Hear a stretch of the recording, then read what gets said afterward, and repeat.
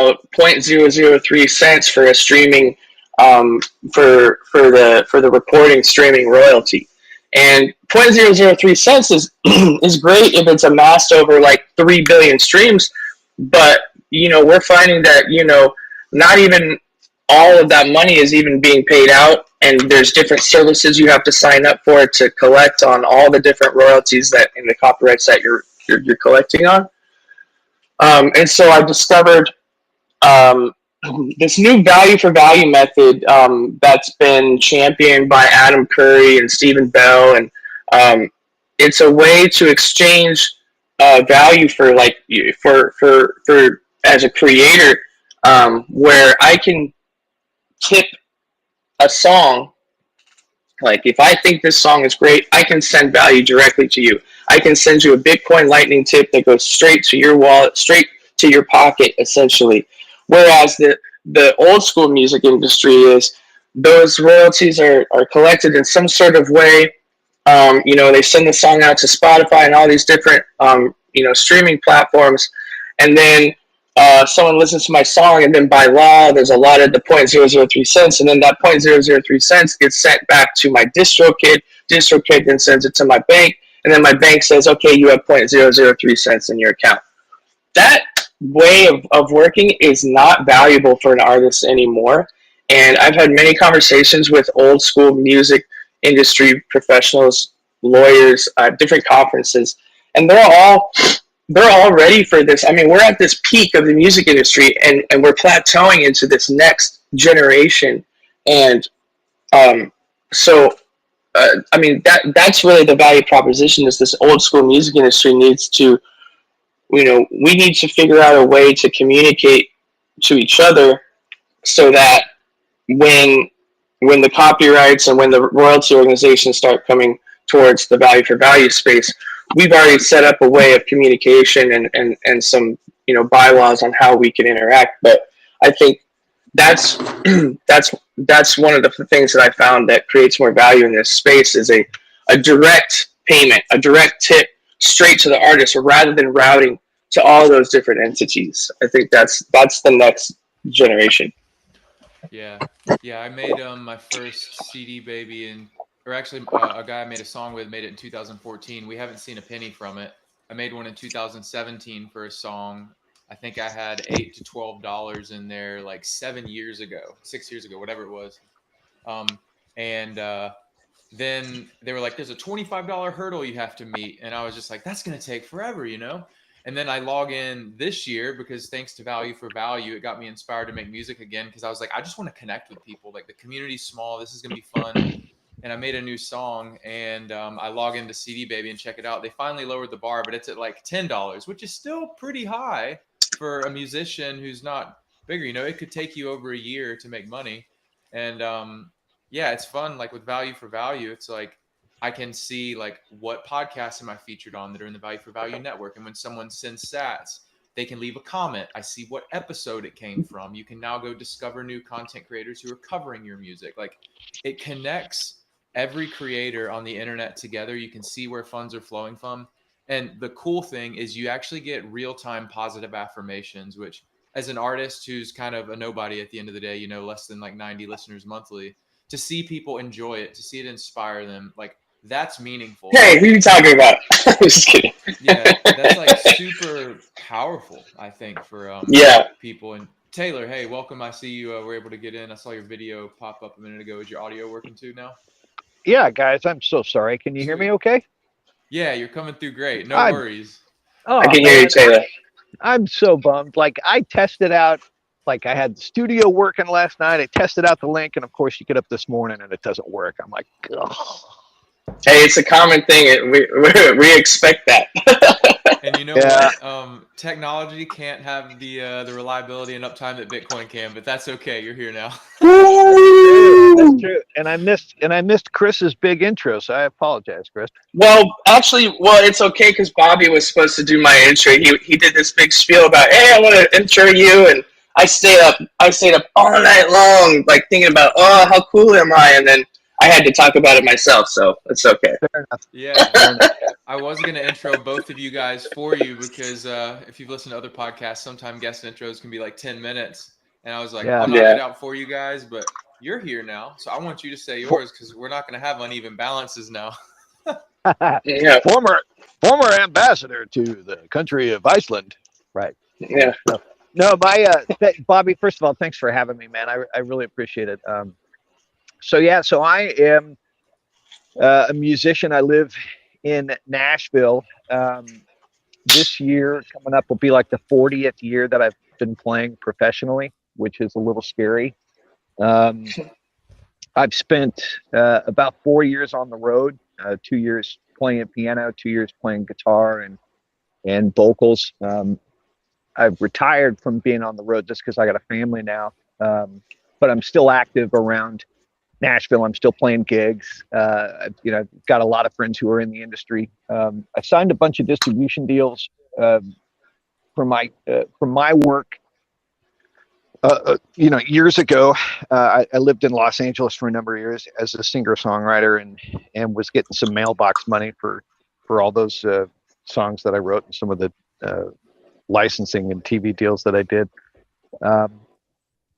And then I kind of stepped away from the industry. I got burnt out, and then have just kind of been working my way back in. I started writing this blog a year and a half ago, just for fun, really, as a fun little side project. And I've reviewed about 200 artists from around the world, uh, focusing on independent songwriters, independent musicians, because that's what I'm passionate about after spending so much time, releasing music and touring and trying to make it on my own. And I'm just amazed by how many great bands there are out there. I'm also not surprised by the amount of garbage that I hear in the industry.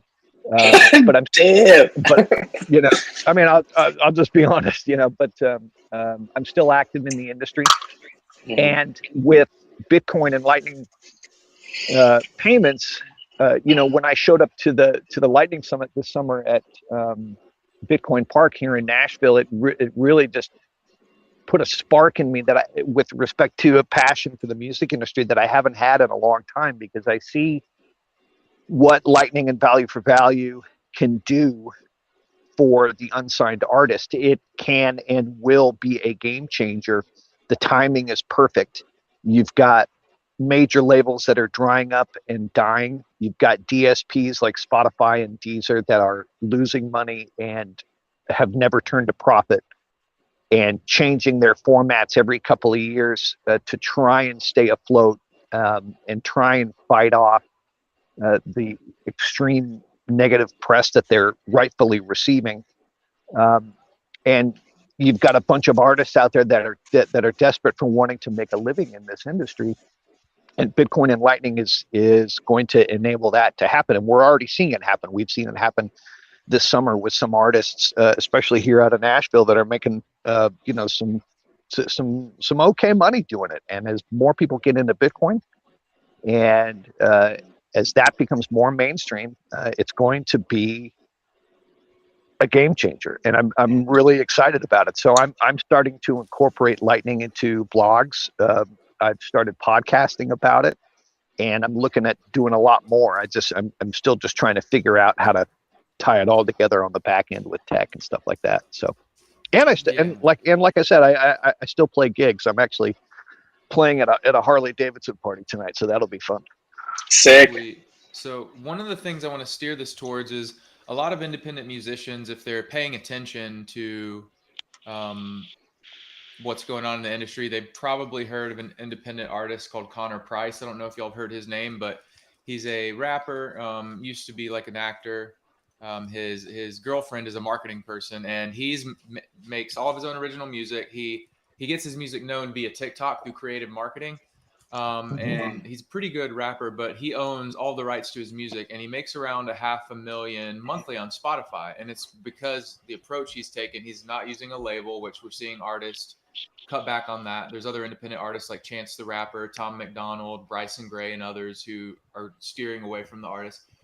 or from the label. You see Taylor Swift buying her or recreating her catalog. You see artists selling their catalog and starting to take it in their own hands. That's obviously happening. That puts way more money into the hands of artists.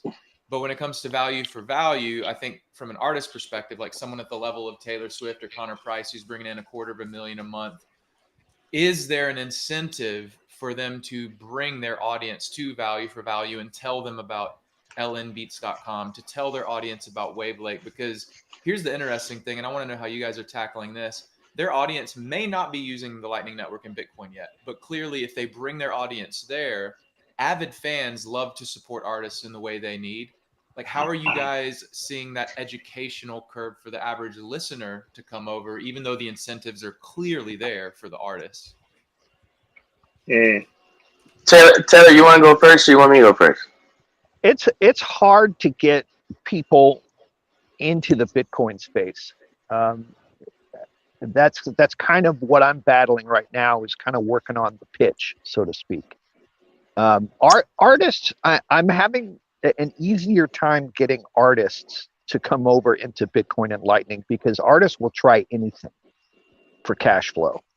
They'll try anything for more recognition. They'll try anything to get a leg up.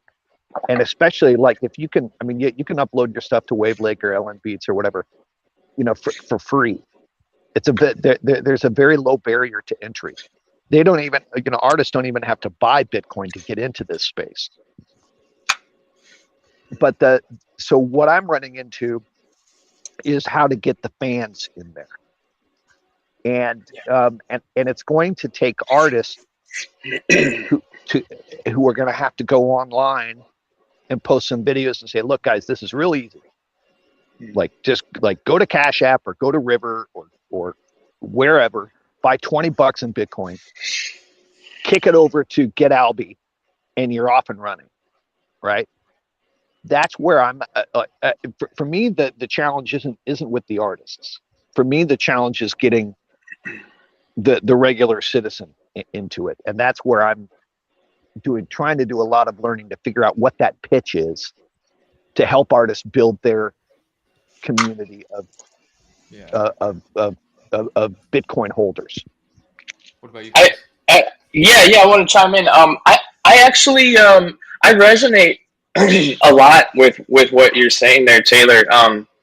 One of the things that I think you said, though, I want to differentiate between what Wavelake does and what Ellen Beats does is one of the major developments in the music industry is the incorporation of RSS and podcasting 2.0 and the podcast index, which allows an artist to self-host your music so that you truly own your masters.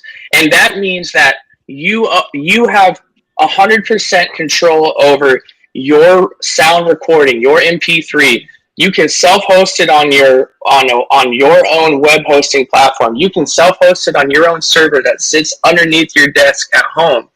And then you can link that too through something called an RSS feed. You grab your XML file, and your XML file is then grabbed from an index using Ellen Beats. Ellen Beats pulls from the podcasting index. What Wavelake does is you put your songs into that system. Wavelake then hosts your own file, then creates their own XML file, and which gives them control.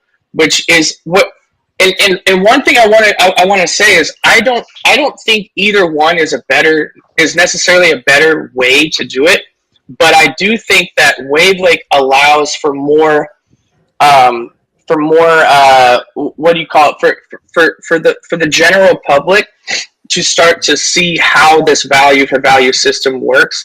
And I truly believe that the consumer end of things is there's gonna have to be a way for general consumers to be able to onboard and have some Bitcoin to be able to tip. But I don't think that's really a problem at this point. I think making sure that the next systems that we're using are in place and that they work 100% of the time, because Lightning is still just a experiment, and it's still it's not 100% reliant just yet. But that's one of the things that I've been researching, is how can I create a system that is 100% or at least 99.97% reliable, and that the general public can rely on, because the general public sees Bitcoin as, oh, this very volatile thing that, oh, wasn't it real high at one point and then it crashed. I hear that so often that I'm just like, you guys are not understanding the thing here. And so where I think adoption is going to happen is the artist. Yeah, I don't have any trouble onboarding artists. I can say to an artist, I wouldn't say artists will do anything to get their song heard, but I can tell an artist, I can say, hey, there's this new way that people are listening to music, and the tip goes directly to you. You say that to anybody, and they're like, that sounds freaking great, man. Sign me up. Take all my music, put it out there. But the general consumer, some of the apps are clunky. Some of the onboarding is confusing. This is a very technical space, and us three right now are on like the very technical side of things. And what we're trying to do is trying to introduce that to the general public in a way that's lucrative for artists, that's lucrative for the industry, that makes sense for everybody, that's fair, that's balanced. But I think one of the major turning points is going to come when someone like Snoop Dogg is going to go on an interview on like something crazy like Fox News or something, and all these people are watching, and Snoop Dogg is like, you know what, Spotify, I don't know if you're going to make it.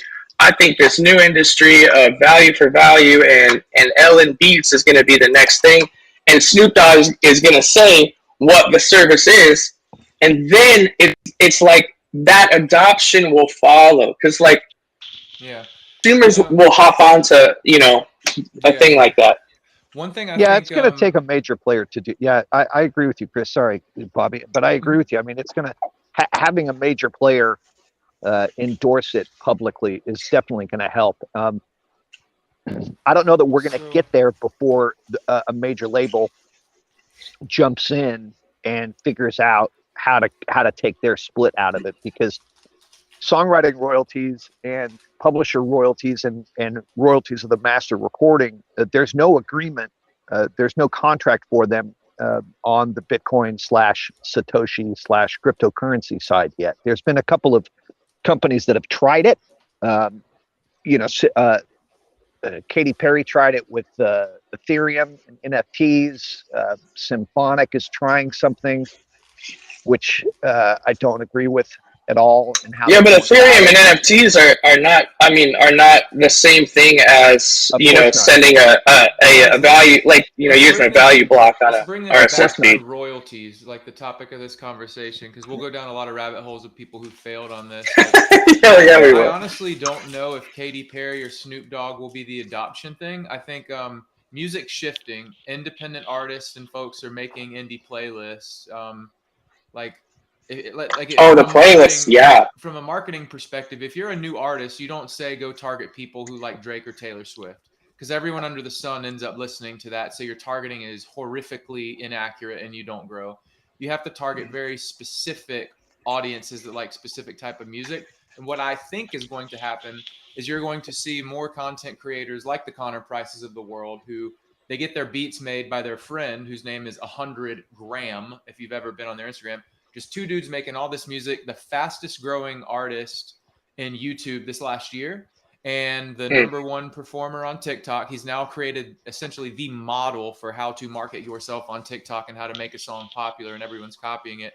I think what we would see is two people like that who are basically painting the picture of how to win in music as an independent person, leveraging Ellen Beats or Wavelake, and say, hey, Graham made the beat, I wrote the song, we're splitting it 75-25. Watch as this happens, and then their audience follows. But seeing like a bigger person do it, I don't know. I feel like that gets snubbed out. It's going to be potentially grassroots, but I agree with what you're saying, Chris. It is pretty clunky right now. But it's all happening at the same time. We're in a really interesting part of history where these things are just now, like, we are creating right now for like the next future. Like, we're in the frontier right now. So like, that's why I say, like, it's going to take a big name to say, hey, this is the next thing for the industry. But at that same time, I agree with it. The grassroots part, I mean, that's us right now. We're creating this whole thing, and people like, 100 gram. That sounds freaking cool. Creating content and also getting out on. You said something about playlists. Playlisting in the value for value space is so valuable. It's crazy. You put your song on a playlist right now, and we have what? We have like 8 like radio shows in the value for value space compared to like the 23 million on Spotify. So there's something to say about that. Yeah, I mean, it's funny. I've invited you guys on as a guest, but I'm a musician too. And every time my song ends up on Adam Curry's show, I'll go from ranking number 40 to like top 5, and I'll make like $10 from one show. Oh man, yeah, exactly. It's nuts. And yeah. The thing that's really fascinating, Taylor was touching on this earlier, and I know like with his tremendous experience, like this is what's going to be super compelling is the royalties. And like I know there's something called Split Kit. I haven't personally used it. I know y'all probably been exploring it, but tell us about Split Kit and how it kind of addresses like how money should flow to the writer, the composer, the mastering agent, all these different folks. Yeah. Wow. So you have to understand it from the Nashville songwriter's perspective. If the three of us were in a room writing a song, we would each get 1/3 of the songwriting royalties, and the songwriting royalties are just a third of the overall royalty package, let's call it, right? Taylor, we need to have some conversations about royalties because I geek out on this stuff. I've nerded out on copyrights and royalties. It sounds like you know what you're talking about. This I'm coming to Nashville. We gotta talk, man.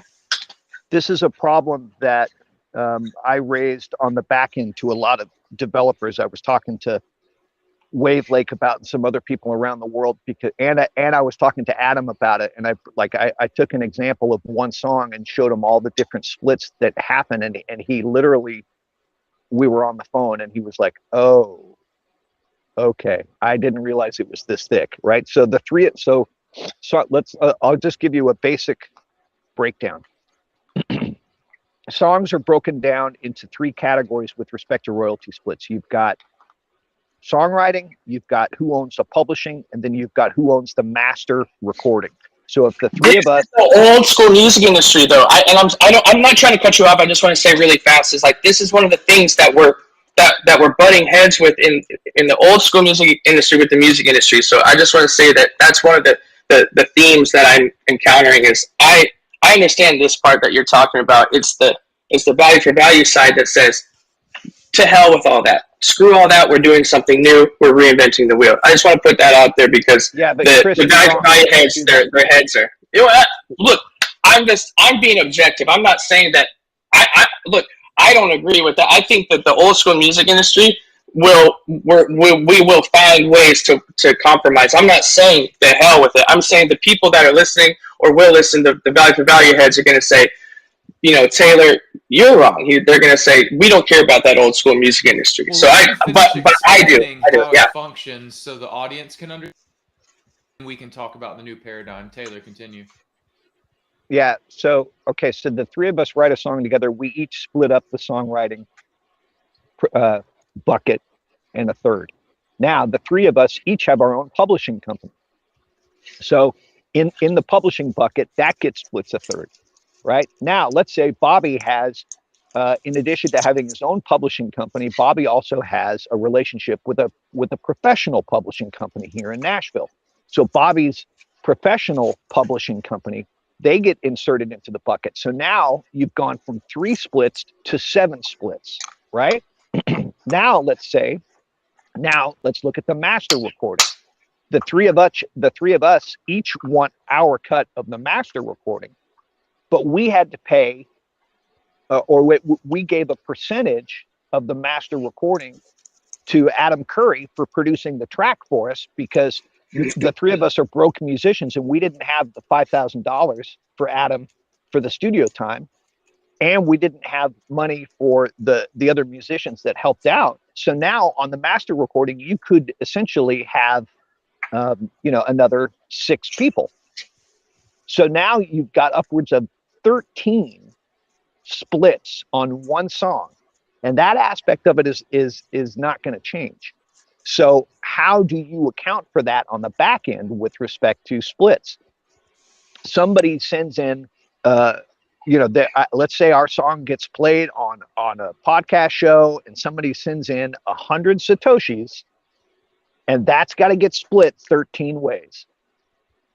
So that is something that is going to happen, and that's what we were talking to like Wave Lake and Adam and a bunch of other people about with respect to artists getting fair compensation for what they're doing. We can't ignore the splits on this, and we cannot ignore if we are going to be about sovereignty, and if we are going to be about transparency, and if we are going to be true to the ethos of Bitcoin, then everybody who has an ownership stake in that song needs to be compensated. And if that means one song has 13 splits, that's the right thing to do ethically, and it's the right thing to do with respect to the ethos of Bitcoin.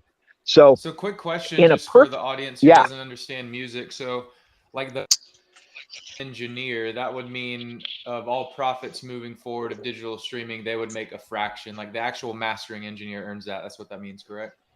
Yeah, if the master, if the engineer has a stake in the master recording now, or a session player could have a stake in the songwriting because the session player came up with a riff that is, indicative of the song, whatever it is. It's whatever the breakdown is that the releasing artist decides. Got it. Okay. Is right. So if the three of us wrote the song, produced the song, put it out ourselves, and nobody else was involved, then it's really easy. Then you just split it 3 ways. Done. Right. But in so many instances, especially here in Nashville, and it's not just in Nashville, it's people are co-writing with each other all around the world. They're writing over Zoom during the pandemic took off, and so that has to be accounted for, because it's you have a bunch of people who were not paid in fiat for their services for the song, but they have an ownership stake in the song. So how are they going to get compensated? We cannot ignore those people. I can tell you, Taylor, how we are compensating those people. Have you had an opportunity yet, Taylor, to? I know that you might have worked with the Split Kit, but have you created your own like value blocks in your RSS feeds? Have you worked with your XML files or anything like that yet? Oh yeah, on the back end of my podcast, or yeah. Absolutely. Well, I'm just saying, yeah. Well, I mean, that's how we're finding the ways that these splits can work, and with the old school like ways of the music industry, I think a lot of those splits can be worked out through contracts, and we can talk about like, when you're in the same room as a songwriter, obviously, like anyone in the room is legally allowed to say that I had a say on that song. But with this new value for value space, I think what we're developing is a way of creating agreements with everyone who is involved. And boy, I agree with you. Like, this is exactly what I'm talking about with the old school and the new school. Is these are the mechanics that we're going to have to work out. But that's one of the things that Adam Curry, like you said, and Stephen Bell actually has created some really cool tools to create those value splits so that everyone does get their cut. And I think if we can work on like contracts and letting people know right in writing exactly what the deal is, I think that's one of the ways that we're solving that conundrum. Mm-hmm. Yeah, there's been a lot of progress on it in the last month, yeah, it's there's been some fascinating discussions, because as we're trying to figure this out for the artists that we work with here around Nashville, those are the questions that we're getting. It's like, okay, well, there's 10 stakeholders on this song.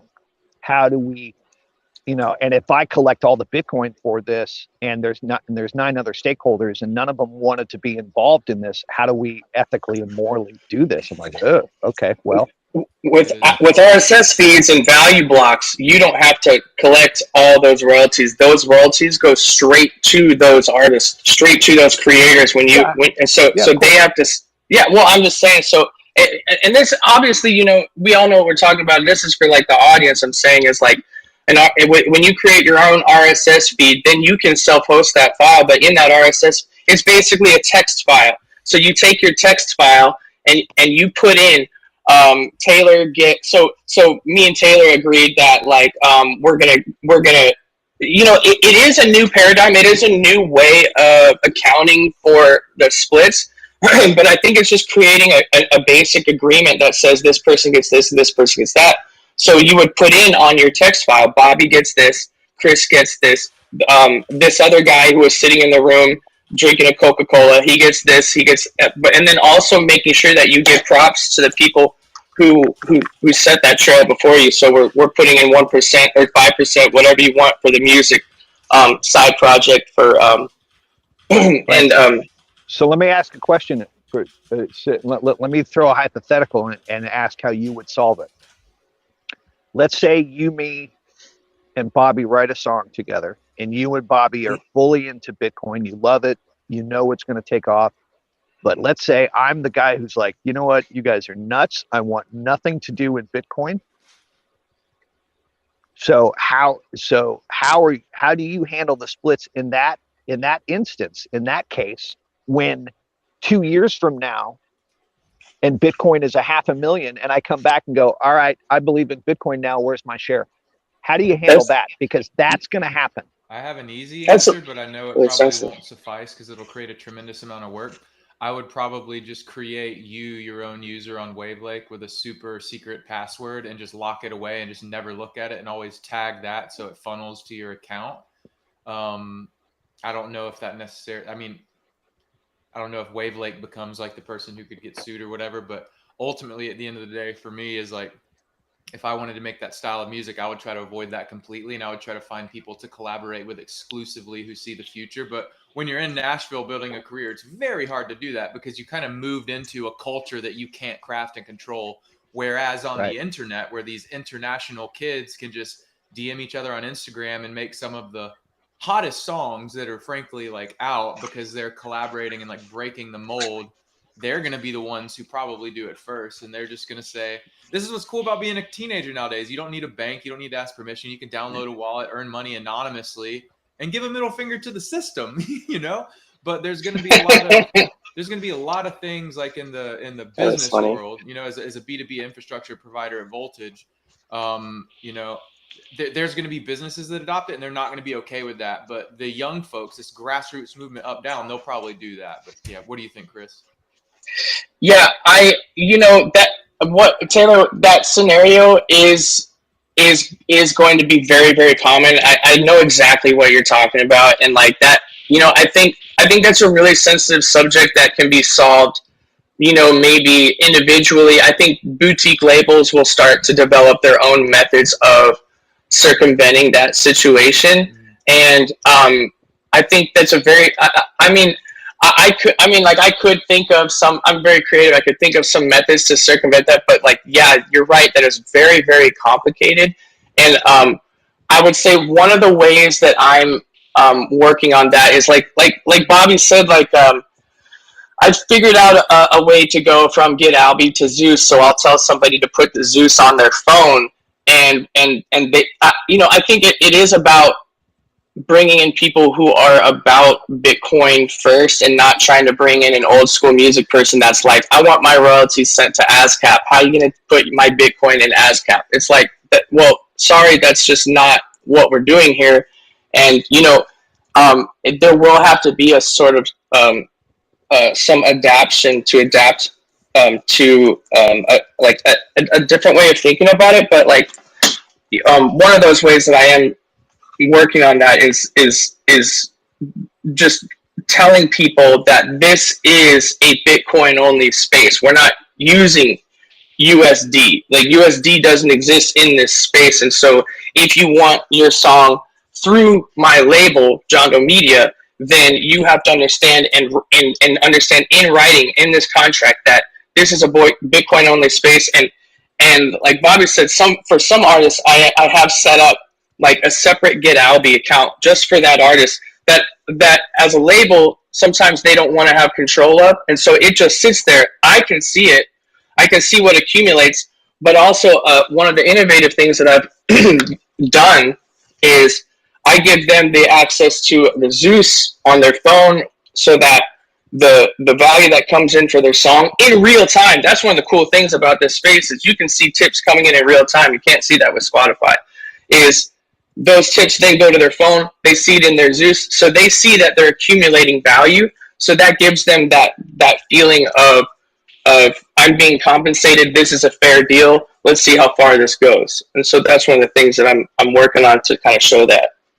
I think if you tell people that this is a Bitcoin only space, I think you're going to turn people off. I think that the way I'm approaching it, and I don't know if I'm right or not, but the way I'm approaching this is I'm telling people that this is something that you should add to your toolkit. This is something that you should add to everything else you're doing. Like, Yes, 100%. I don't agree with what the industry has done to songwriters and how they're testing songs out on TikTok and burying great songs. But you should still do TikTok. You should still do Instagram. You should still play gigs. You should still post your music through DistroKid up on Spotify. Yeah, you should still do ASCAP. You should still do Sound Exchange. You should still do it like all for sure. You want multiple streams of income. You don't want to just say we're only doing Bitcoin. Screw the old music industry. That's sort of the viewpoint that the value for value space is taking. But why? Because it's about freedom. It's about self-sovereignty. It's about controlling your own product and not allowing a third party or the machine to control your work and your art. Like these discussions that we're having, this is so necessary to debate these topics. It's going to be a lot of hard debates and a lot of hard fights that are going to, we have to be a team, Taylor. Like we have to work together, Bobby. Like we can't be three separate entities creating one little label. Or three little labels. We need one group where we're all like, okay, Taylor has a situation where Bobby doesn't know how to put this other person into his contract because they're old school music industry. So then Taylor calls me up and says, hey, how can we work out this deal? Like we need to be a community building each other up because as a grassroots effort, that's what you have to do as a grassroots effort and using each other's services. But like, those the learning curve is really hard. So it's on us to kind of find ways to simplify that onboarding for like the general public. But yeah, these are all like really, really tough topics, and that's why like right now it's so huge that we're developing this right now. Yeah, so the point I was trying to make is that if you tell people it's a Bitcoin only space, you're going to turn people off because this has to live side by side, whether we like it or not. Right now, it has to live side by side with fiat. Yeah, that's my personal point. I agree with you, Taylor, and I agree with some of the points you said, Chris. Like my perspective of working in Bitcoin, hearing the challenges businesses face, maybe why they're not using Bitcoin is, stable coins are obviously growing fast. Anyone who's like been paying attention to Tether, they're issuing new tethers, they're reinvesting and buying more treasuries in G7 countries. So clearly stable coins are needed.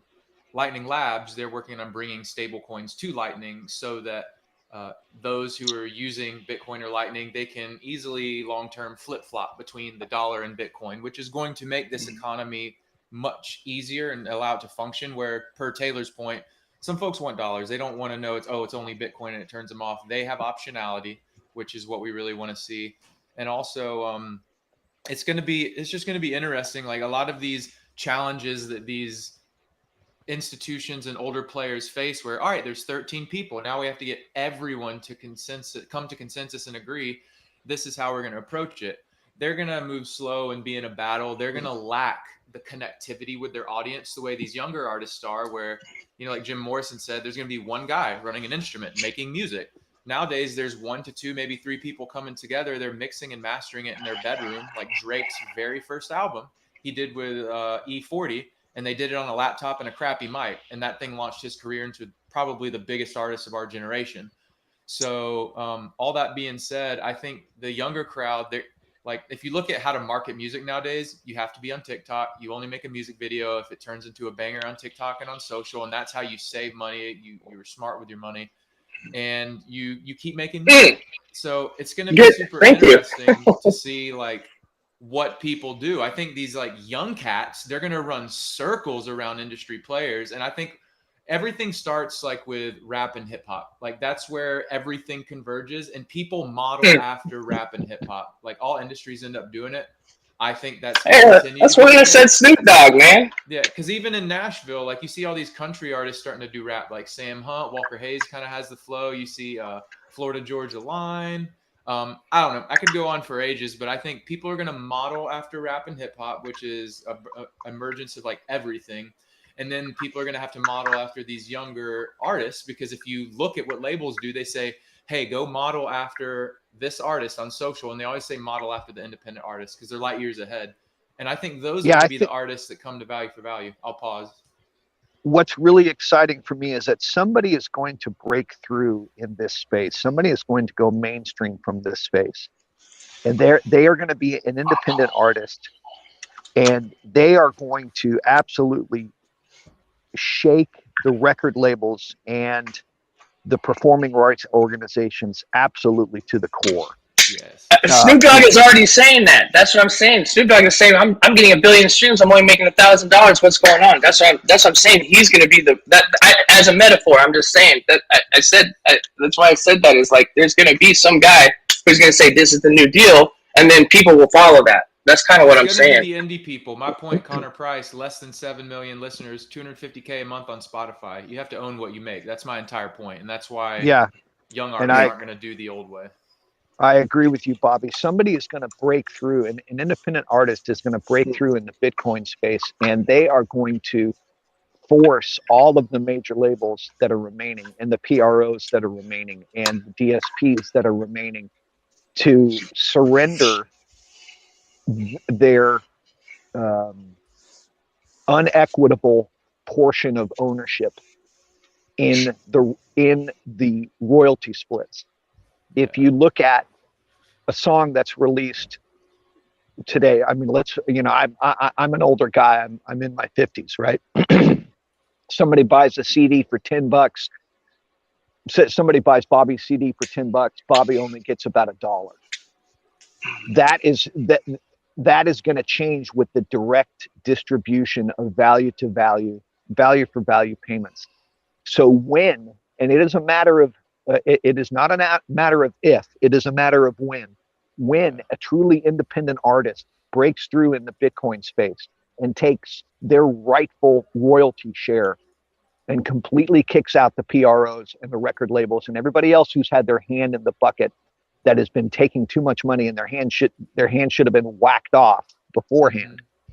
They are going to cause the death of these traditional labels and the rise of a new type of incubator or quote unquote label that will help these artists manage their mainstream career. Because if these artists are making, $50,000 to $100,000 a year by themselves, they're not going to need a label. And if they're making $250,000 a year, they can sponsor their own tours and they can deal with their own sponsorships and they can deal with their own endorsements in that way and not have to deal with the old school business model that is slowly dying. So But the Go ahead. I want to share this because I don't know if you guys listened to the My First Million podcast, the one Sam Parr does. He had Connor Price on. It is not advantageous for him to go on tour because he makes less money versus writing songs at home, making TikTok so people discover it in a natural way. He's not just shilling his music, he makes it entertaining, and then he earns the streams.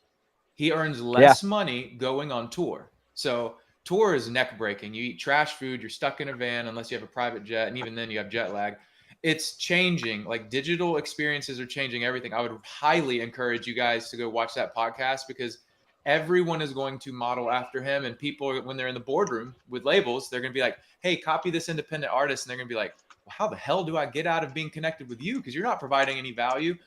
Consumers want direct connection to people who make content, who make music. That's why Brad Pitt's and Angelina Jolie's, I think, are being replaced by these influencers. But yeah, I agree. It's just going to I'm gonna be watch so this. fascinating to see like how quickly either the red tape causes its own demise, or the red tape gets cut down and they bring young, creative people who understand where the puck is moving, and they make these necessary adjustments. Because you made me Google Spotify earnings, Taylor. They find in the last year and a half, they just had their first quarter of profitability, and they had to tremendously cut marketing and a bunch of other things. Like, they have a good opportunity where they could run a pilot for value for this with independent artists who have, like, let's say less than 10,000 streams or something. I don't know. It'd be worth deploying a team and testing it, in my opinion. I've actually, yeah, I've been trying to talk to them actually at all the conferences. There's an issue of archaic programming on the back end of their websites and all their systems. That's one of the major issues. Spotify is too concerned with, if you've seen in the trades come out this week, Spotify's main concern right now is getting rid of those artists who are only generating a couple hundred streams per song, and getting rid of all of the bogus, um, quote unquote songs that are up on their platform. There's a lot there's a lot of white noise on their platform, literally. And that's coming from these major labels that are gaming the Spotify system to push their playlist. The whole playlist thing on Spotify, it's a joke. It's pay to play. Let's be honest. It is pay to play. And Spotify's main so Spotify could give a damn less about Bitcoin and value. They are trying to figure out how to become profitable when so much of the stuff that's on their site is garbage, and they are changing how they pay out artists. There's a couple of articles that have come out in the last couple of days. You guys should check them out. But Bobby, let me backtrack to your point about Connor and doing live gigs. Yeah, for that setting, that it's completely understandable why an artist like that would not go out on tour, because of just from a basic cost analysis point of it. But I think as it relates to Lightning and Value for Value, I think for the smaller independent artist that goes out and does a show, what I tell people who are interested in this space is that, think of Value for Value and Lightning as like a digital tip bucket. If you're walking down the street and you see a busker playing and you dig their music, you're going to throw a couple of bucks in their guitar case. It's the same thing. So imagine going to see a show and a band gets up there and their Lightning address is up on the big screen, or their Lightning address is on the side, and you're like, damn, that band is really dope. I dug that guitar solo. I'm going to send these dudes 500 sats, right? Like, that is really cool. The live aspect of it is really cool. I don't think touring will ever go away, because that is that direct connection with the fans that people crave. We saw it with Taylor Swift's incredible Eras tour that is stretching into next year. So I don't think touring is ever going to go away. Live shows will never go away. People since the Greeks and the Romans, they've always loved live theater. So that's never going to go away. It's going to be really cool to see Bitcoin and Lightning integrated with the live performances. Yeah, and I'll just leave it at that. It's fascinating. I'm really excited for the first time in 25, 30 years. I'm really excited for the music industry. And it is because of Lightning and Bitcoin and this whole new currency. Well, I mean, it's 15 years old this week, right? But yeah. And to your point, touring never I'm going really away. excited. Like, you're right, touring will never go away. But now artists don't have to break their back and leverage that as the one way to make money, because we know that's been the narrative. Like, you make money on tour and merch. That's broken. That's gone. You go on tour because you want to, not because you're forced into doing it, which is very exciting. And the tipping piece is totally true. Like, that's going to be wonderful, and it'll be interesting. Like, you raise a good point, because artists are going to do that first. It's not platforms that are going to have this stream money to who you listen to. It's going to be the artist adopting it, which long term, Spotify and these other platforms are going to say, we have to shift our model to where people just stream and pay who they want, or just open source wins. But Any final words from you as well, Chris? I know we're getting to the final minute here. Yeah, no, I just think that, you know, we have a lot of like, you know, professional people that are starting to transition into the space. And I do believe that like, we are going to have to coexist with the old school music industry somehow, because there's going to come a point where, you know, you have a song that's hosted in a value for value space that, you know, some sort of copyright, some sort of royalty is going to come into play, and the industry is going to come and they're going to want to talk to you and say, hey, look, you're hosting this song and we have a right to collect on it, and we don't, and you know, like, there's going to be new systems that are going to be set up by the industry, and it's on people like us to like, you know, be testing the ways that work.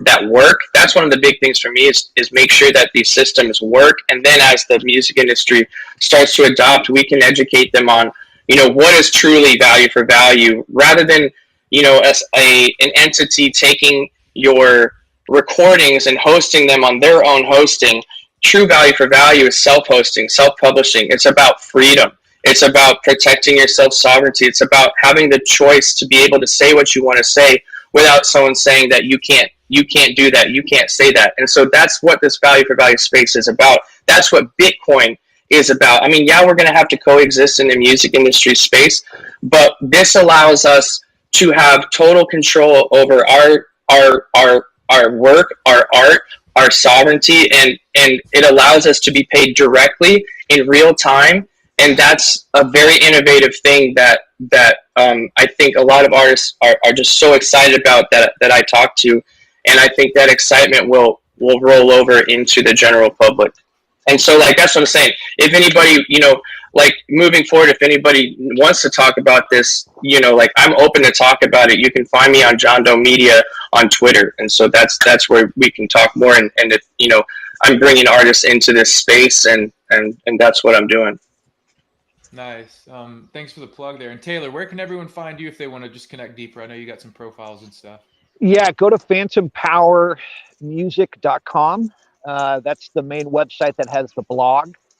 And if you search for Phantom Power Music on Fountain or CurioCaster, you can catch our podcasts, Fountain, CurioCaster, you know, any of the podcasting 2.0 apps. And of course, we're on Twitter and Instagram and Facebook, and we are not on TikTok, but Twitter, Instagram, Facebook, and yeah, just Google Phantom Power Music, and you'll find us. And reach out to me. Happy to answer any question that you have. And if you're an independent artist and you want a review of your song, if I like it, I will blog about it. Awesome. Well, guys, I appreciate y'all joining. We'll definitely have to check in periodically and run these and just keep creating more awareness. But I appreciate what y'all are doing and for taking some time to chat with us today about Lightning and value for value. Yeah, Bobby, this was really cool. Thank you very much. Really appreciate your time, Bobby. It's very kind of you. Yeah, thank you, Bobby. I gotta say, I got you in person. Thank you so much for your help and support of the Bitcoin block parties. Shout out to the KC Bitcoiners in Kansas City. Absolutely.